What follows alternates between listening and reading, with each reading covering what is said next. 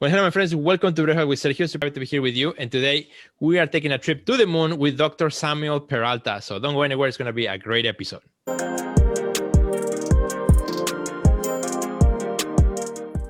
Well, hello, my friends. Welcome back. Hi, Samuel. Good to see you. Hi, how are you doing, Sergio? I'm doing great.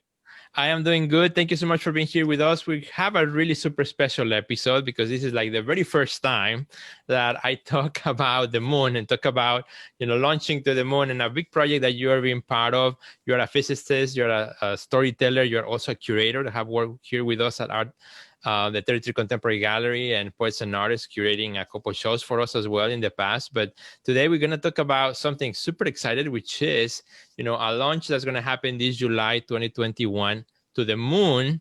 And there's something that you have put together that is going to the moon, and it relates to artists. And that's what this conversation is going to be all about. So first of all, before we talk about the moon and all this big project, tell us where you're joining us from. I'm joining you from Toronto, and it's kind of snowing outside, so I'm glad for this excuse to be in here with you, actually. There you go. So tell our friends a little bit about, your backstory. So you are a physicist, but you have also a big interest in arts and culture, storytelling. You're a writer. You have curated also as well exhibitions. So tell me a little bit about, where both loves for physics and art, come from. Sure. My love for art and for writing came from my parents, essentially. My mom was an abstract artist, and my dad was an art critic. He always loved to say that if you can't do art, you might as well criticize. That's a good one. But he was an anthropologist and a playwright as well. He actually was an award-winning playwright back in my country, the Philippines. And my mom was essentially she was the first woman abstract artist in the Philippines. Wow, and amazing. that grew my love for art. And I wanted to be a writer when I grew up. But my dad told me, no, writers don't make a lot of money. You should go into something hard, like physics. So I listened to my parents. I went on to get my PhD in physics from the University of Wales. I came to Canada and I worked for 30 plus years in the energy field, primarily in nuclear physics and in renewable energy. And then I launched a career starting businesses as well. So a few of my businesses were very successful. And basically nowadays I'm able to do what I couldn't do before, which is write, do a bit of art, and some of the things that I can't actually do myself, such as filmmaking. I help other young creators do. So I help young filmmakers create their own films. My anthologies that I publish help unpublished writers get their start in the publishing industry. And because I love art, I'm also a full-time collector of art, along with my wife, who's a full partner in collecting. So that's been my life. I've been very lucky that to have met Didi and yourself, who invited me to curate some exhibits at the 33 Contemporary, and some of these exhibits have gone on to be put on Artsy. So it's been quite an experience. It's been great. Well, it's been really fun working with you, and also with Didi Menendez as well in these projects. And so that's been really fascinating. And so to have now the opportunity to chat with you on kind of a next project that you are working on, with your partnership of sending a capsule to the moon. So I can't wait to talk about that. Tell us a little bit about how did that whole thing started, and what exactly it is that you're going to be sending. Yeah, there's a couple of stories back in essentially what the launch group is doing is a company called Astrobotic. They're the ones behind the lunar lander. Joined in something called the X Prize way back when, and the X Prize was essentially in designing a lunar lander going to the moon. Although the X Prize was not actually awarded, this is a big prize for several million. Elon Musk just wants an X Prize for type of thing for carbon capture, where he's awarding $100 million for technologies that achieve carbon capture and help avert climate change. So Astrobotic wasn't a winner in that competition. However, it was able to win contracts from NASA to provide commercial shipment to the moon. So instead of NASA creating their own lunar lander, it basically contracted Astrobotic to put their payloads on the moon. Okay. It's kind of like NASA contracting SpaceX to launch rockets for satellites. Instead of building their own launch vehicles, they contract with SpaceX and so on. So that was essentially where it all started. And Astrobotic, being the first, was then one of the first commercial spacecraft companies, and it had an idea that besides NASA payloads, it would open it up to other commercial payloads as well. So it actually partnered with DHL. You know DHL. Yes, of course. They're a shipping company, right? Right. And so DHL created this project called Project Moonbox. So the DHL Moonbox essentially enables private people to buy payload space on the lunar lander and basically have their payloads land on the moon. Now, last year I'd heard about this, and I'd actually sent something of my own as a payload. Okay. And in parallel to this, a writer friend of mine, Susan K. Quinn, launched something called Writers on the Moon. Okay. And I was very fortunate to apply to be a part of this, and I was brought into the Writers of the Moon group. Okay. So her idea was quite different, but it was very interesting. And the idea, and credit to her, was essentially to take as many writers as she could, put it on the drive, put it on a capsule, for which we would pay the commercial rates, and basically to send all of these works of writers to the moon.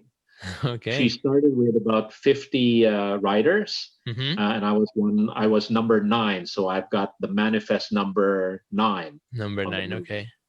And right now we have 125 writers who are the primary manifests. So Susan K. Quinn is manifest number 1, so on and so forth, until manifest number 125. And the idea is to put your works on the moon. So if I'm an author, I'm able to enshrine my works digitally on the moon through this method. Right. But we expanded that idea, myself and other people in the group, because some of us were involved in publishing anthologies. Okay. Like I made my name in speculative fiction by publishing a series of anthologies called the Future Chronicles, and there are now 20 plus volumes in these series.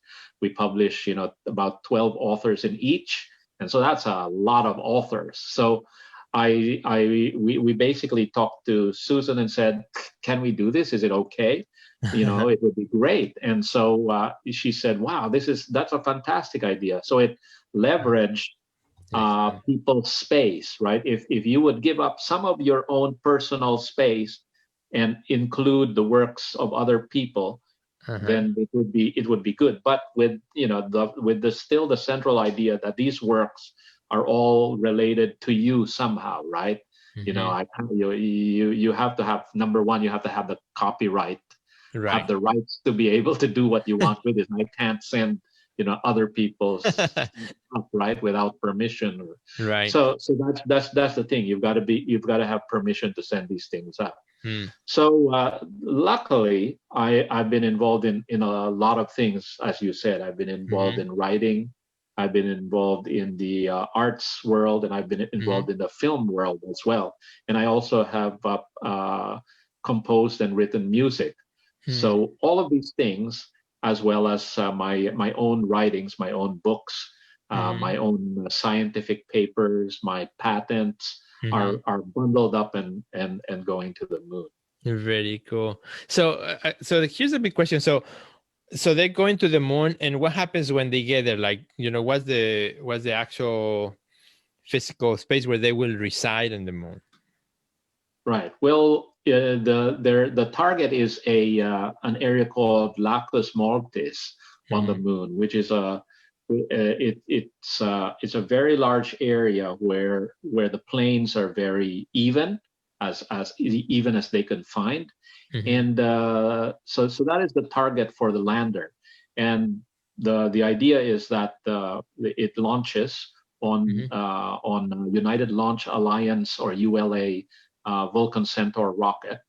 That's what's going to bring it into space, and various stages of the rocket will fall off, and the final rocket the final booster stage will bring the Peregrine lander to within orbital of the moon.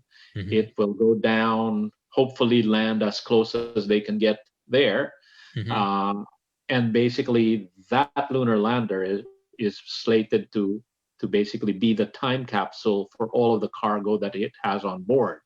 Now, depending on the cargo, for example, NASA has got cargo in there that consists of tests, right? As NASA usually does. Right. It's got spectrographic tests. It's got various things, scientific instruments to do some experiments on the moon. But the rest of the cargo, is basically archived on the moon. And with the idea being, it's kind of like a time capsule here on Earth. Right. You bury a time capsule under a building or wherever in a field, and 100 years from now, somebody unearths it and said, "Wow, so this was the civilization back in 1920 or the 1800s." So that's the idea. The idea is that it will remain there. And one day there will be either a colony on the moon, or aliens will come to visit the moon or something, and they will unearth this, and hopefully they will have the technology to access the drives and to read what is there, and they will say, "Wash, back in 2020, 2021, when all this happened, this is a slice of art, creativity throughout at this point in time." So it preserves your works for future generations. Right. That's the idea of Writers on the Moon. That's exciting. And unlike putting a time capsule underneath the Earth or somewhere, this time, every night you can look up at the sky and you can see the moon and think, that's where it's fantastic. It creates more meaning. So as you said before, this is like finding a time capsule somewhere and discovering what civilization was like 100 years ago.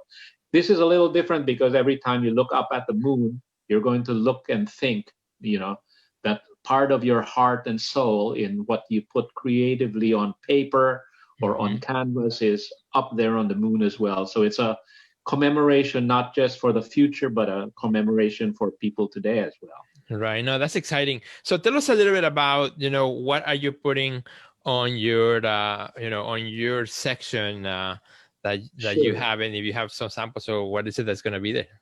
Yeah. So I've got a couple of books that are my own, really, and such as Memories Children, which is a collection of short stories. I've got some poetry that's in there as well, and but the bulk of it is a series that are called the Future Chronicles. Now the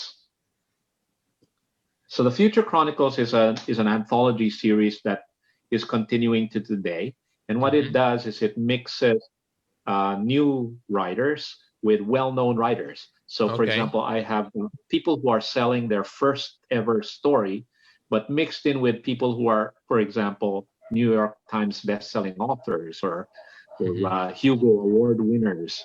And so what happens is the new folks get to mingle in a book essentially with the more established writers, and that formula, if you like, has become very popular.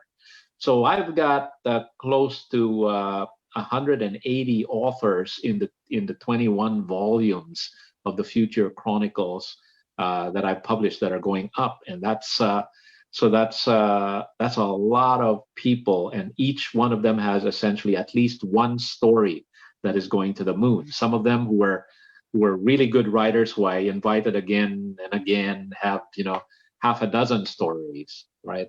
I also have put in screenplays for various films that I was involved with. This, for That's example, is a very film cool. called Real Artists, and Real Artists actually won an Emmy Award.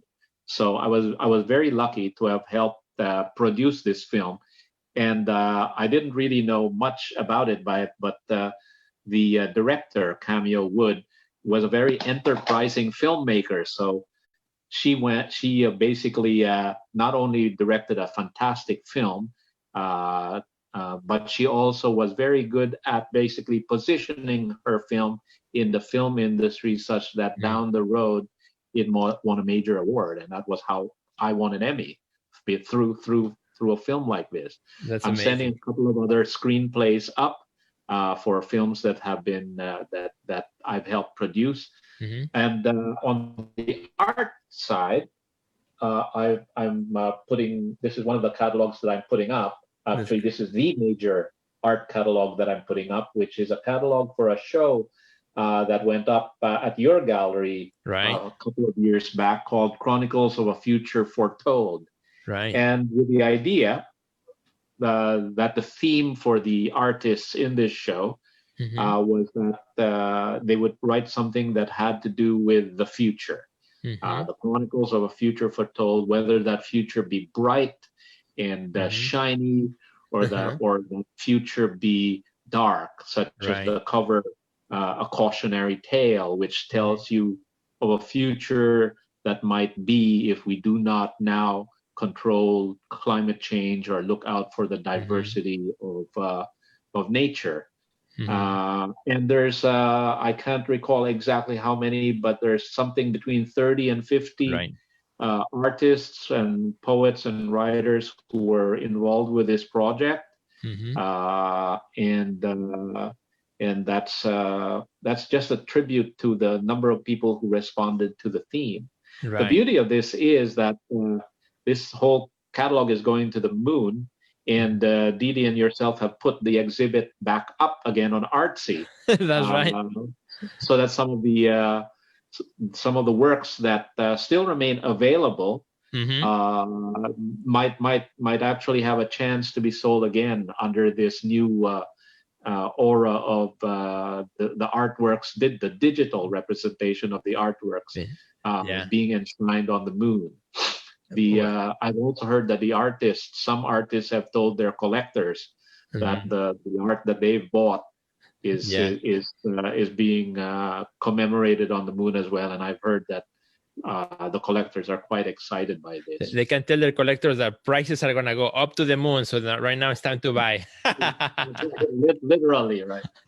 Exactly.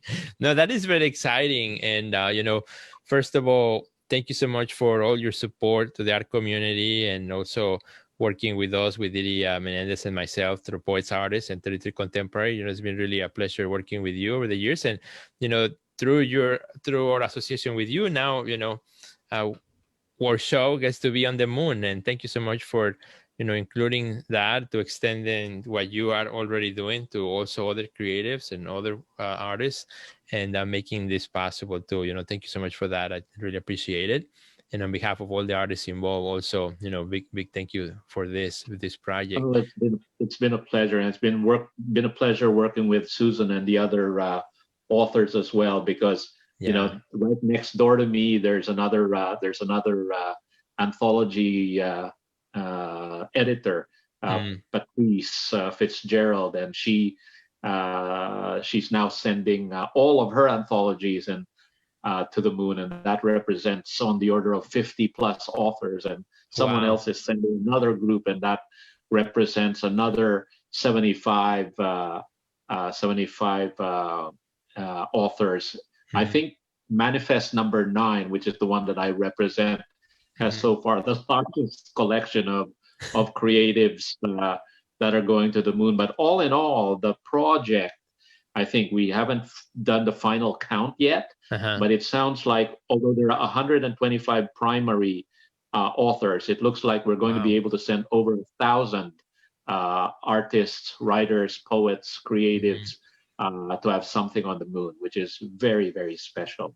So it speaks to the original vision that Susan had for this and extend it even more than she envisioned.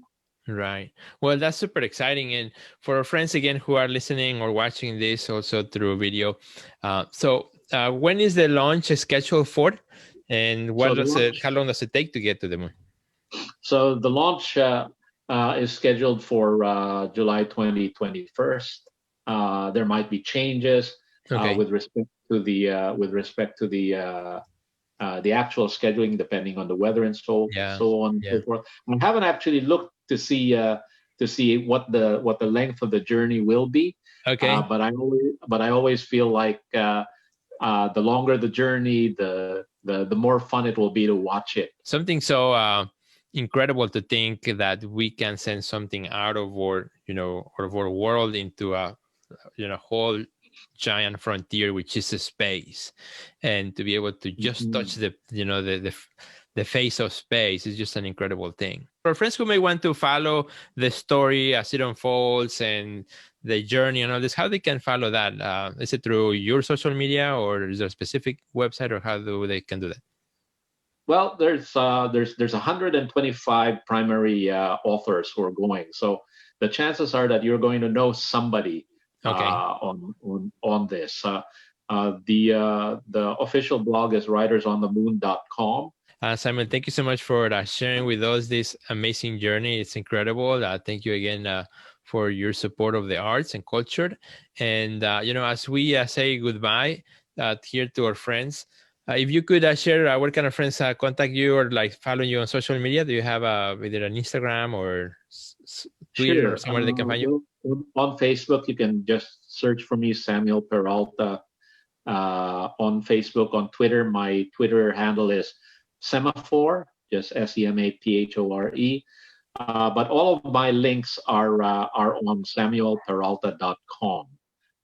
So just go to SamuelPeralta.com. It brings up my books, but over there are my links to LinkedIn, IMDb, Twitter, so on and so forth. So it'll be good to see anybody there and say hi.